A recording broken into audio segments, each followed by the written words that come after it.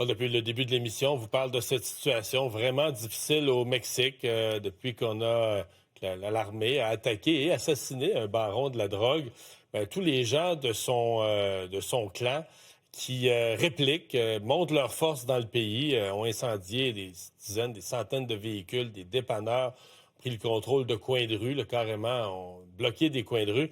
Et Kevin Crine-Desmarais est avec nous. Kevin, parce que vous avez parlé à une dame qui a vécu, qui avait un déplacement à faire là, à Puerto Vallarta et qui l'a vécu durement hier. Exactement. Nicole Lantier est un mois en vacances là-bas.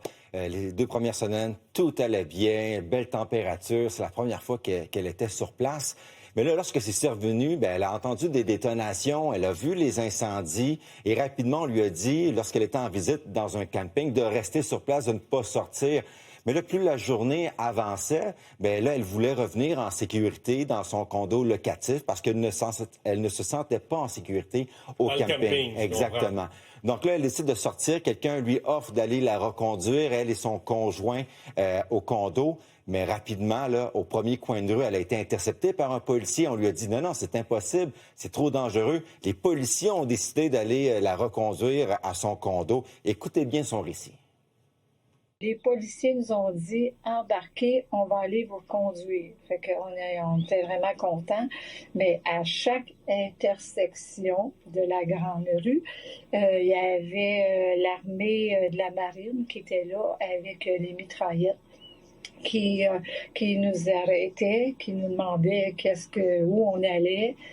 Puis à chaque intersection, j'avais une pause de dire est-ce qu'ils nous font débarquer, qu'est-ce qui va arriver avec nous. Tout est fermé. C'est une ville fantôme, là. C'est la guerre, c'est terrible. Moi, j'ai jamais connu ça de ma vie.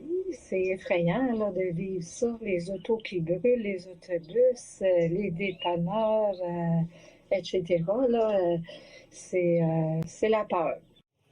Oui, parce que le long de la route, elle dit, elle se faisait arrêter à tous les coins de rue, mais elle a vu aussi là, des incendies, des autos en flammes, des dépanneurs en feu. Oui, puis elle me donnait des exemples précis où est-ce que le cartel sortait un genre de tapis à clous pour empêcher les gens de circuler et utilisait ces véhicules pour les placer aux intersections pour bloquer la circulation. On voyait ça aussi dans les aéroports pour pas que ça soit utilisé. À Puerto Vallarta, les vols internationaux là, sont annulés pour le moment. Il y a quelques vols intérieurs que j'ai vus qui étaient disponibles à partir de Mexico City. Ils ont dit aujourd'hui qu'ils ont rouvert l'aéroport, mais ce que je peux voir, c'est qu'il n'y a aucune compagnie américaine, canadienne, il n'y en a aucune qui vole. Non, tout ce que j'ai vu, c'est des vols locaux, là, domestiques. Donc là, la présidente du Mexique lance présentement un appel au calme, mais il y a, comme a dit Mme Lantier, là, il n'y a personne qui sort à l'extérieur. C'est une ville fantôme, beaucoup de craintes.